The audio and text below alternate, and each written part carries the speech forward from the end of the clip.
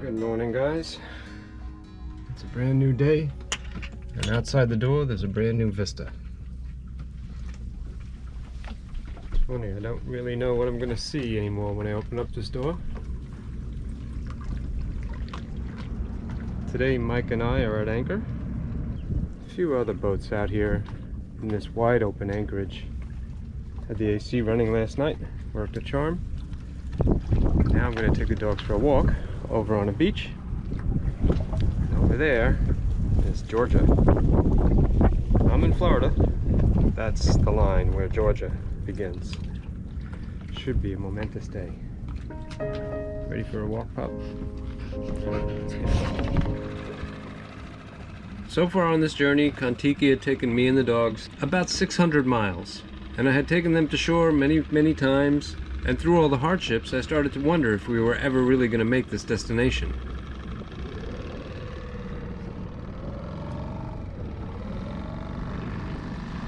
One more trip ashore to take the dogs for a walk, and we'd be back underway, headed towards what I thought was that impossible achievement,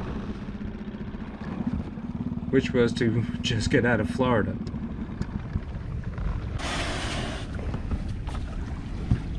Perhaps all the ghosts were just in my mind. Anybody home? Guess not. That's a bloody shame. I would find out one way or another whether or not I was just being too cautious. And to do that, all of us had to just get back to the place that I had called home and the vessel that we were all relying upon to get us to our next destination.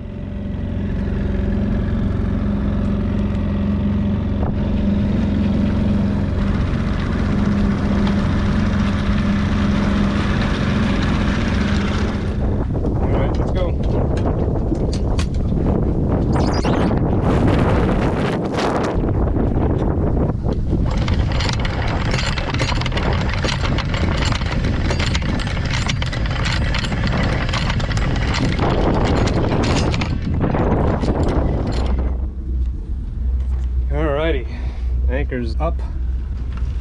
Alright, let's head back out and follow our breadcrumbs, and we'll get this show on the road. Bye bye Shipwreck Island. Amelia Island, whatever you're called. Look who's working again. How lovely. There's Mike out there. He's already pulled anchor. He's waiting for me. Giddy up.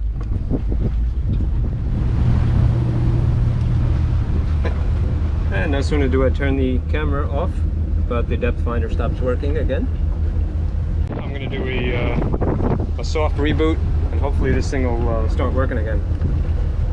Hey look, it's 1'1". Somehow I doubt that.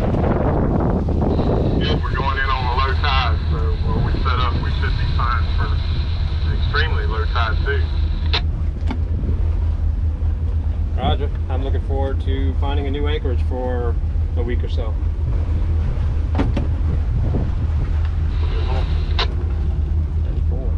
One more inlet and we would find ourselves achieving a goal and arriving at our destination, Cumberland Island. There's the ocean over there. Tide's ripping out. The wind's not exactly against it, but the water's a little stirred up. I tried the soft reboot, did not help. My icon looks different. Aside from that, not really much difference there. Here's an interesting thing though, if you see this line, there's like a dotted line right there. That is the border between Florida and Georgia. So we are moments away from crossing that. I don't know, 20 seconds away maybe.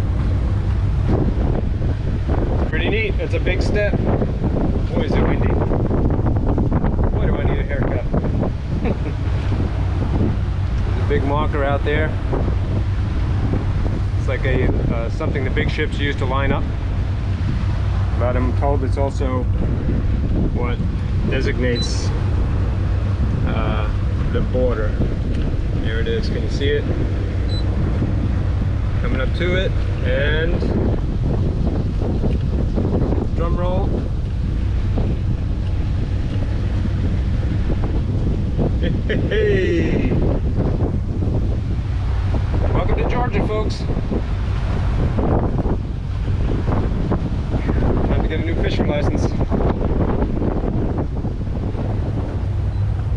long stretch of beach over there is the bottom of, or the southern part of Cumberland Island.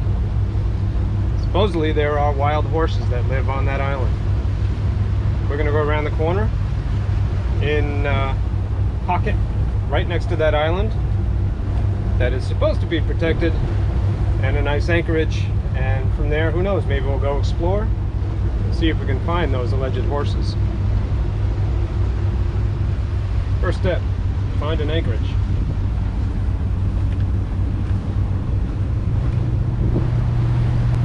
As we cruised along the ICW, after the St. Mary's River, we deviated off to the side here. This was next to Cumberland Island. Up ahead, there were two anchorages indicated on the maps. We were going to go past the one on the right, up all the way around, past the dock here, which is where the ferry would come ashore. You can see that off on the right. Many boats were off to our left, anchored up, close to that dock. Mike and I were going to seek some better shelter from some winds that were predicted by going all the way to the end. Perhaps we might have pushed our luck a little bit too much. I was thinking perhaps we went a little bit too far into this inlet, because things started getting very shallow.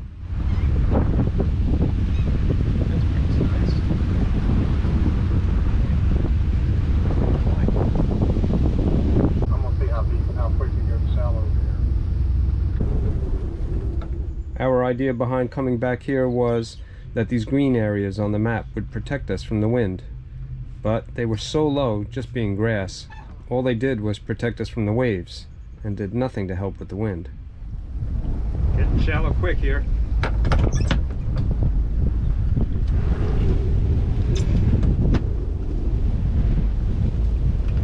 Drop to 3 foot over here.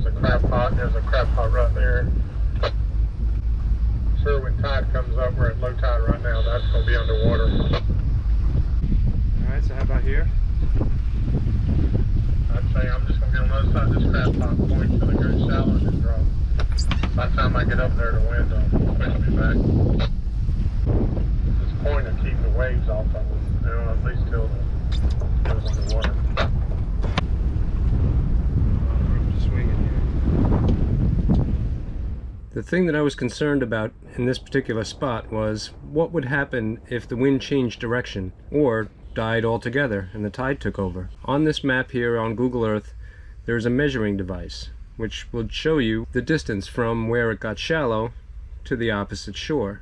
Now if I anchored in 15 feet of water and I had a 7-to-1 scope, that's 105 feet of rope plus the length of the boat, that's 135 feet, give or take. This was 270 feet.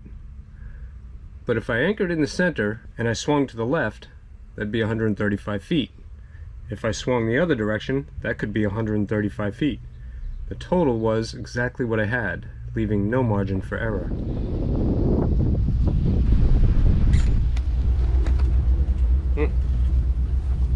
Tight spot. It's nice that this came back at the last moment.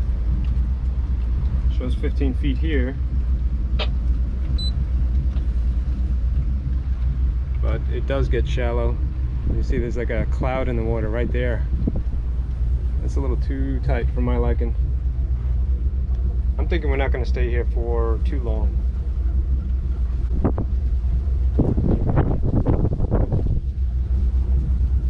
Yeah, if I drag anchor, that doesn't look like a hospitable place right there.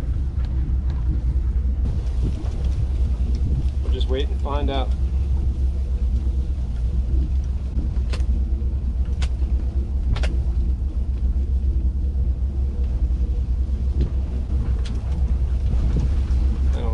One bit. There's very little room to drag here, and you say we got weather coming, huh? Yeah, but it's going to turn out in the west. It's more than what they got down there in the mother boats. I think you could get, shoot, 3/4 of the way up there. I mean, yeah, you don't have room behind you. And I don't have depth in front of me. Well, I know right behind me it goes to, you see where I dropped, and I was still in 10 foot of water there. It's going to come up over this. It's going to come up at least 6 foot.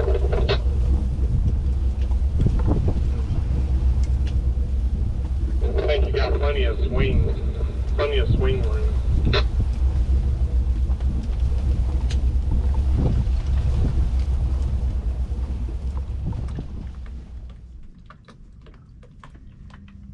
Yep, I think we're finally going to get some.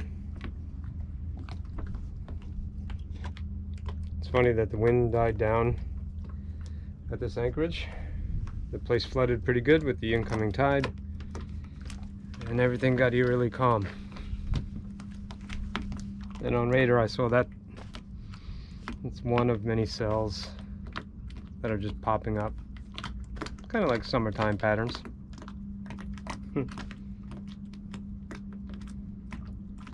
Pretty funny, you know, when you're on a boat, typically you see stuff like this, it's like, all right, time to wrap it up and go home. But there is no going home for us because we are home. So we just wait it out.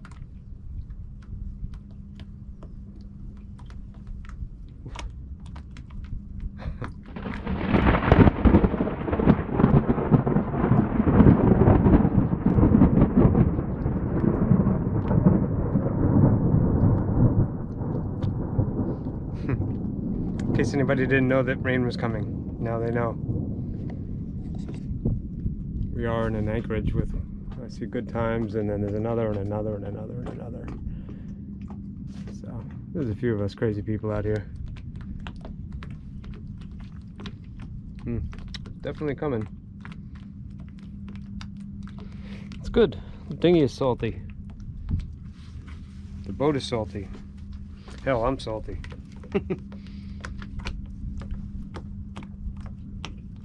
Were it not for the lightning, I'd say it's a good idea to go stand in the dinghy and get a nice natural shower. It's about that time of day. But yeah, I think I'll just do things the traditional way and stay inside. Stay out of that.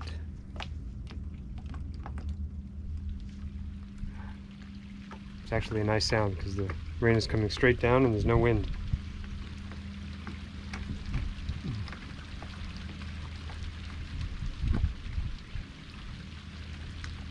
When it rains like this, and it's nice and calm, I sleep like a baby.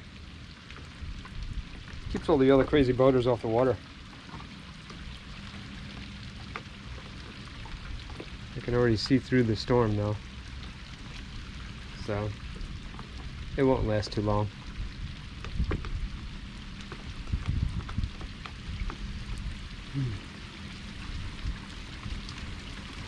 It's wonderfully peaceful though when it's like this.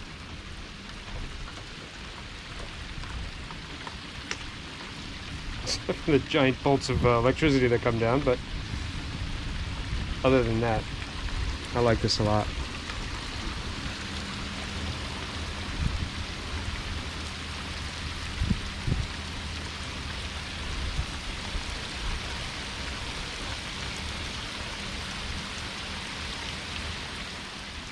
Look at the rivulets mixed into the salt water.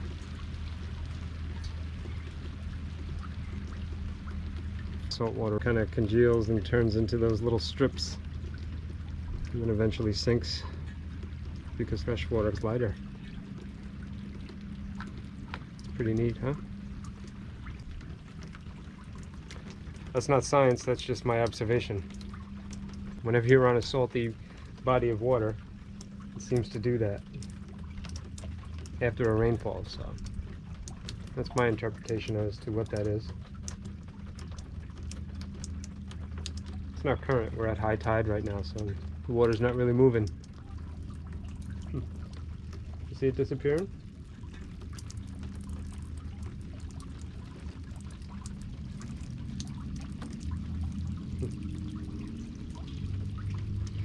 Very cool moments, mixed with moments of terror. Welcome to boating.